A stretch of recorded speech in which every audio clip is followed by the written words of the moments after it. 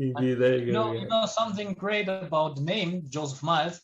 It's not a random name because Joseph. It's a dedication to my dad. My dad's name was Joseph Giuseppe from Italian, the American version Joseph, and Miles.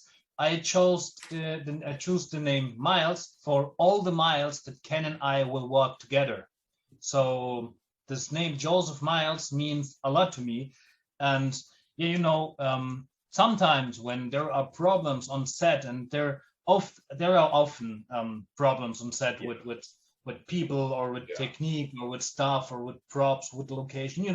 Sometimes it's very, very hard, and sometimes when the director has reached the limits of his own energy, having an actor and a main actor like Ken on his side, it's very, very powerful, because sometimes the main actor it's like the voice of the team. You know what I mean? A main actor can put the team and all the pieces that maybe break before, he can put them all together again, because he's the main actor, and as Uncle Ben used to say, with great power comes great responsibility. And having a role like this in a movie like this, with no budget, but with all these monsters, all these aliens and all the stuff, having such a role, it's a very big responsibility for all the team, because the director has his responsibility, but when he needs help, the main actor is maybe the one who can save a day and save the movie sometimes. And Ken did it in the cave. He told before that we had a very terrible day, and after he spoke, everybody on set, from the others, me included, we were so inspired and so motivated that the next day was wonderful, and that's what I say. And so this name Joseph Miles means a lot to me, Joseph and Miles, and and if we will do a sequel, I wouldn't do it without him. So if Ken Thomas would say, sorry, I'm not in, I would be out with him. So that's about the sequel. You don't have to worry about that. If you do a sequel, I'm in. I can tell you that now. Okay, man. Well, one caveat to that. One caveat to that. If we do night shoots again, dude, can you do them in June when it's warmer? And not in a cave? Man, we were freezing. We were freezing on those night shoots. Not having your actors freezing is quite a good thing. Yeah. Oh, there you go. That's awesome. So, we'll all be waiting for that. I mean, we expect that to happen, to be given a sequel by Mr. Grisolia right here. So, you guys, thank you once again. This was an awesome interview. Has anyone have anything else to add before we wrap this up? Well, I guess the one question here that let's see, what was it? Oh yeah, a little background info. Like I said, I got my start with live stage theater at 14 years old, and I knew I wanted to do film. And it was many, many years later before I got that actual first speaking role in a film, because I told myself from the very beginning, I didn't start out to be a big Hollywood actor, big movie star. My main goal from the very beginning was just to be a consistently working actor. I would be perfectly happy being that guy that you see in movies all the time, but you can never remember his name. You see actors like that all the time, like, oh man, I can't remember his name. I would be perfectly happy doing that, because that would mean I reached my goal to where I'm working in film on a regular basis.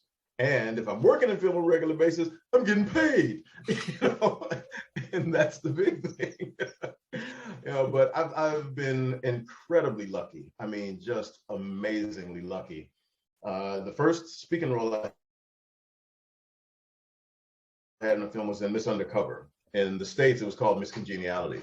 And from there, once I did that one, things just got rolling. I did MC Hammer Story, Friday Night Lights, 2 episodes of that show. I did an episode of Breaking Bad. That was an absolutely amazing show to work on, just incredible. Literally everybody from the director on down came up to me when I'm sitting there on set, you know, welcome to the show, welcome. I was like, whoa.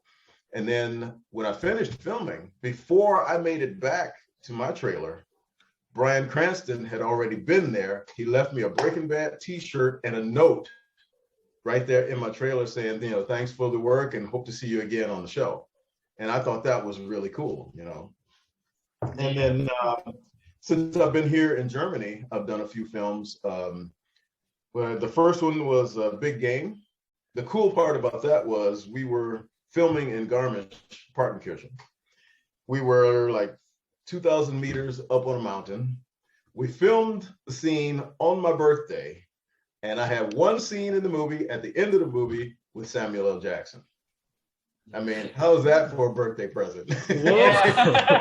Amazing. that was just really, really cool. And then after that, I did Snowden. Had a scene with the main character who played Snowden, and Oliver Stone himself. When I finished filming that day, he came up to me and he said, "Hey, you're a little star." I'm like, "Okay." Oliver Stone just said that to me. Cool, thank you. Put a brother in another movie, all right? Yeah, I mean, if you say so, sure. Yeah, and also here got to work with Daniel Radcliffe on a film. What was the name of the film? Guns Akimbo is the name of that one. And I believe my scene got cut out because, again, it was just one scene at the end of the movie with him. And I believe that scene got cut out because when I watched the movie, I didn't see the scene. So I guess that one made it to the editing room floor. But I still got paid, so it's okay.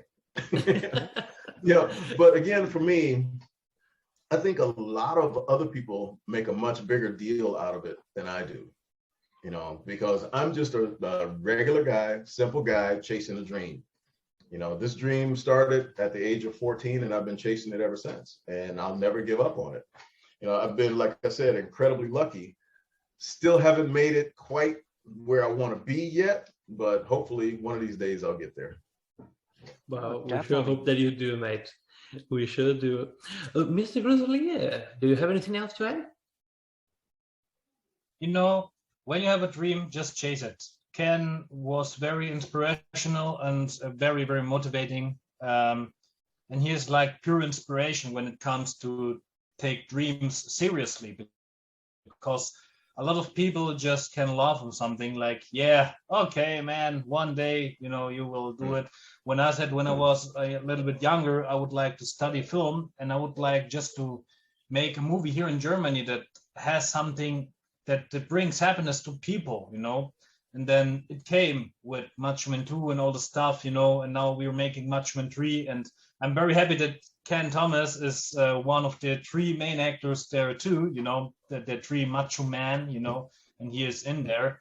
So I'm very, very happy to work with him there on that movie again. But, you know, if you're listening out there, you know, if you have a dream, just chase it, because Ken Thomas is the living, you know, the living man to prove it. If you will do it, you know, you will do it with your passion one day. So just take it. You never stop combating it. It's now be ready to rise and be ready to combat it every time, because and say no to the naysayers, because it's much easier to say, hey, you will never make it, as being inspirational. So a lot of people choose the simple way, you know, just to say that, you know, and see what we could do right now with our possibilities here. So we had luck, we had passion, and we had great people to work with. So create your own world and just chase your dream. Don't give a F about anything else what other people say. Right. Yeah. Very true. Are we out of time, or do we have a little more time? As much time as you want, mate. Oh, okay. To add on to what Davide was just talking about, that's something that actually did happen to me before I left Cleveland to go to college in Texas. In that theater that I got started in, it was the director of the theater himself. He came up to me and he told me that I would not get very many parts in college because I was going to a predominantly white school as a Black actor. So that was motivation for me to prove him wrong. So I believe it was the summer break of my sophomore year. second year in college. The year before, I did a play called USA, and I was the narrator. And you know, when you're the narrator, you don't just have lines, you have paragraphs. You know? And we had started into the rehearsal process. And remember, I was a second semester freshman at the time. And we had rehearsal on a Friday. And the director told us, he said, I'll give you the weekend off, but when you come back on Monday, everybody be off book. Have all of your lines down for both acts. Okay. Friday night, went to sleep in my dorm room. My roommate was out of town for that weekend. I was very lucky with that. I got up the next morning, went to the cafeteria, had breakfast, and I remember very clearly, I went back to my dorm room, went into the room, closed the door, and locked it. It was 12 o'clock. It was noon because I had a late breakfast. Other than having to come out of that room to go down the hall to go to the bathroom, I didn't come out of that room until 5 o'clock in the evening, and I had all of my lines down for both acts. That was the instruction, that was the direction. So Monday, go back into rehearsal, and here I am, the second semester freshman, and there's second semester seniors ready to graduate college. I'm the only one not calling for line, and everybody's looking at me like, who is this guy? Where'd you get it from? Where'd he come from? And I just said, hey, this was the direction that the man said. I did what we were given, follow the instructions. So I go back to Cleveland on the summer break, and I made sure to take the program from that play. And I went and found the director, and I said, hey, Mike, remember what you told me before I left to go to college? Handed it to him. So just look through there. Every page you turn, all of the yellow highlights, those are my lines. His eyes got like this, and he was like, oh, and I just took it back and walked away from him. And that was my way of letting him know you were wrong. So that was the motivation for me to keep going. Now, fast forward many years, when Davide and I first met, he told me that he was told that as a young director, he couldn't do it. And I'm looking at him like, what? Why? Why do they think you can't do it? Because I'm so young. Okay, let me give you an example. You know the name Robert Rodriguez? And Davide looked at me like, Robert Rodriguez, straight out of the University of Texas, made his first film. And then you look at his career since then, what he's going on to do, but that just proves again that just because you are young does not mean that you can't do something. And that day, I remember telling him, hey, don't let people stop you. If this is your dream, first figure out what it is you want to do. And then you chase that dream, and you let no one and absolutely nothing stop you. That's just the way you have to do it. And for me, from that first day when I met Davide to now, to see the progress and the progression that he's made as a director and the growth as a director has been really, really cool. Because when I first met him, he was unsure about himself and about being a director. But now, working with him, like he said on Macho Man 3, I can see the difference. So it's been really, really cool. Sure. Thank you for much being a mentor to me, Ken. It means a lot to me, because Ken, it's kind of mentor to me, like Anakin and Obi-Wan. I will not be a Darth Vader or something like this. Okay, I promise. But you know what I mean. He's kind of a great mentor to me, and he lifted me up in moments that I was very, because it was the transition between being a kid making movies and being an adult man. Yeah.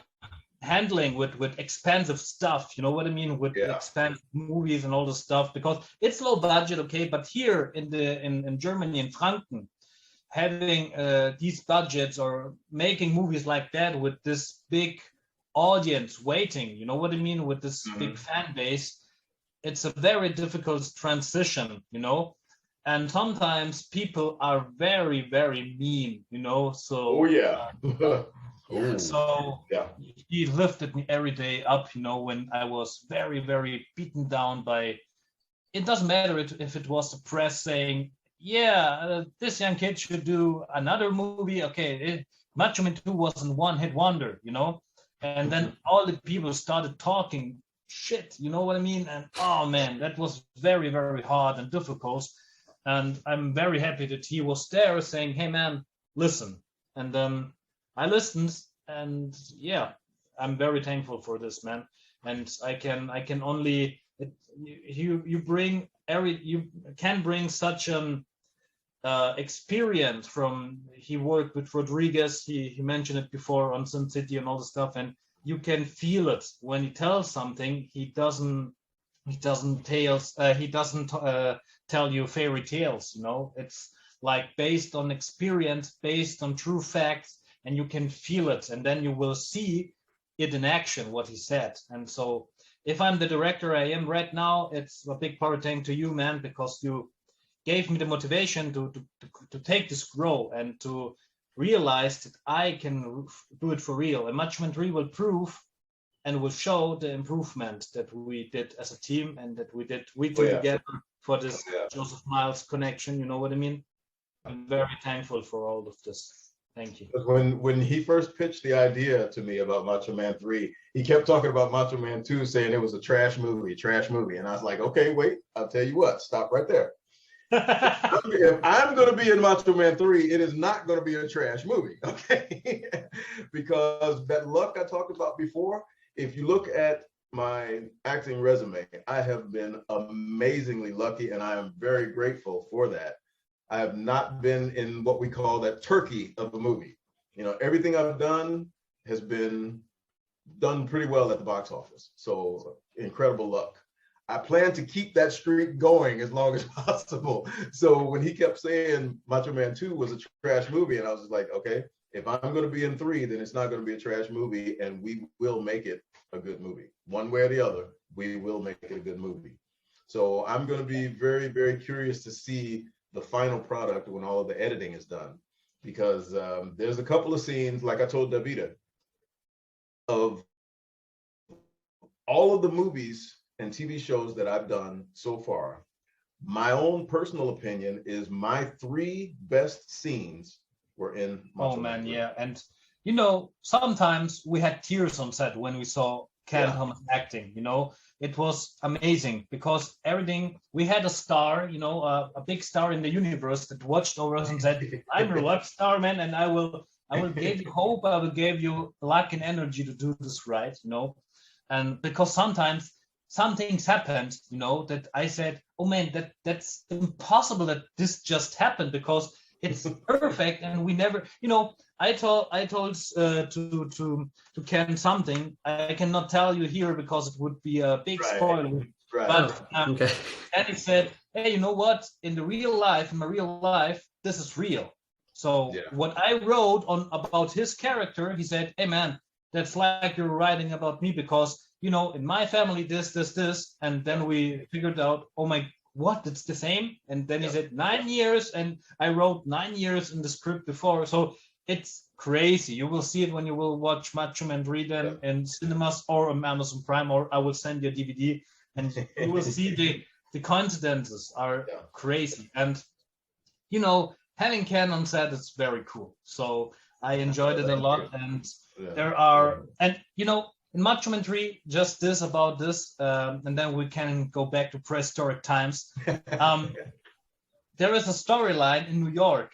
And there is a daughter and a father. You know, there is a New York storyline. I wrote this whole storyline just to have Ken in this movie, because you know, I love Spider-Man, I love New York, I love all the stuff. It's kind of city of dreams for me. I never was there, but New York, it's kind of, you know, the skyscrapers, it's like utopia to me. You know what I mean? I really like this imagination of my vision of New York, and I said, okay, one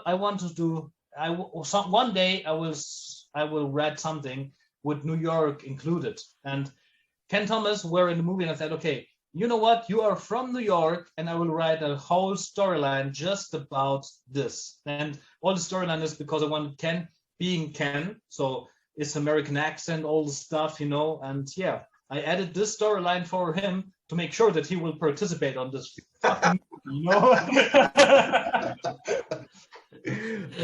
Wow, and it just ended up being so wonderful, right? So you guys, just before we wrap this up, remember this: we have Better Uprising and we have 3 other movies for you to watch already. The links are gonna be down below, so go watch it right after you finish this interview.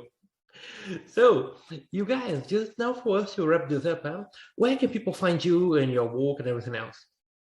I'm on imdb.com. So just go to www.imdb.com and put my name in the search box, Ken Thomas, and my headshot picture will show up. It's me. I still have my mustache in that picture and a blue shirt, and that's me. And then with IMDb, if you're not familiar with it, that gives you the list of, you can really look up any actor, any movie, TV show, whatever. And for all the actors, it gives you a list of everything that they've done, both TV, film, interviews, all kinds of information is on there. So check it out there. There you go. How about you, Davide?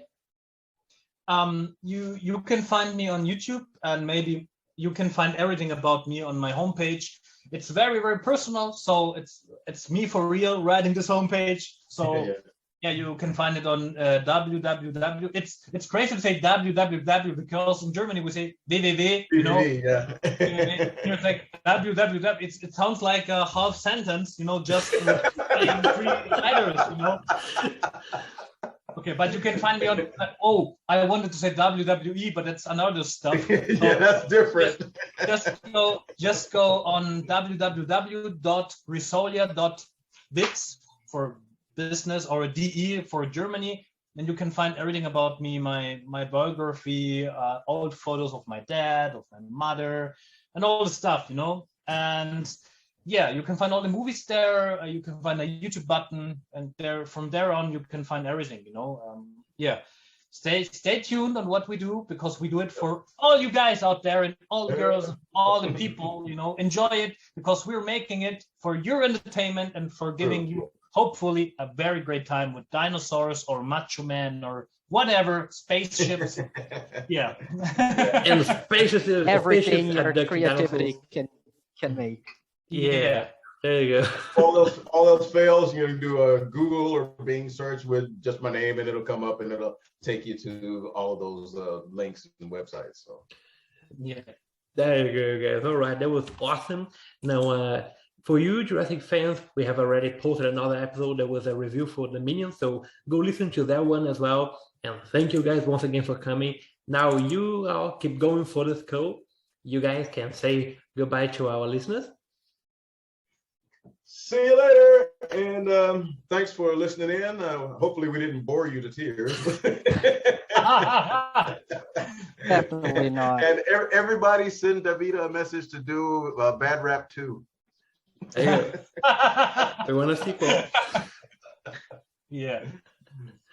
There you go, guys. So be seeing you next week.